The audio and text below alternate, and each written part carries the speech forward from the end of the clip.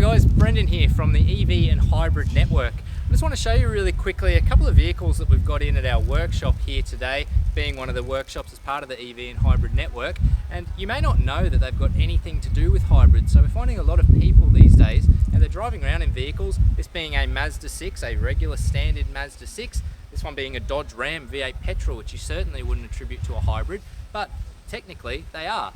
So when we talk about hybrid, you can have micro hybrid, mild hybrid, full hybrid. There's all these different terms. So the first one being a micro hybrid. This Mazda 6, this one runs the IE loop system. So although you can't see it, right in this section here behind the headlight there's a very large capacitor. Now that capacitor works in conjunction with a very special alternator on this system, which is capable of putting out 25 volts. The idea being when you're decelerating, it will energize that alternator to the full 25 volts, charge the capacitor, and then use that to store battery energy to run the car so we don't have to run the alternator on petrol power. So that's a micro hybrid.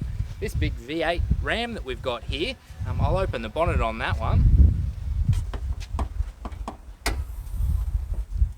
So the hybrid side of this system that you see here, if you're used to looking in engine bays, you've probably never seen one of these. This is called the e-torque system. So behind the seats in this car, there is a large battery, so not your 12 volt battery. There's a battery for what is a mild hybrid system. And this is a 48 volt system. So this guy here, while it looks like an alternator, it's a belt driven starter generator. So we can feed 48 volts to it and it acts like a starter motor. Via the belt it feeds the crankshaft and that starts the car. There is no starter motor on this. We can use it as a regular alternator, so the crank turns it and it makes 12 volts.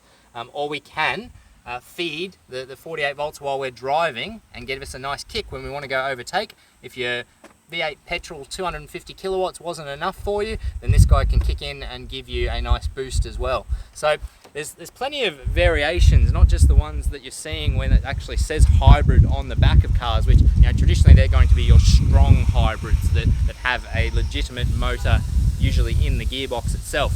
But take a look at, if you want a workshop that's keeping up with this kind of stuff, keep a look out at your workshop for the EV and Hybrid Network sign, or head to our website www.evandhybridnetwork, where you can search via postcode, and if you've got a workshop in your area that's part of that network, know that they have invested in the tooling and the training to stay up to date with these kinds of things, because as I say, you may even have something that's hybrid and you don't even know.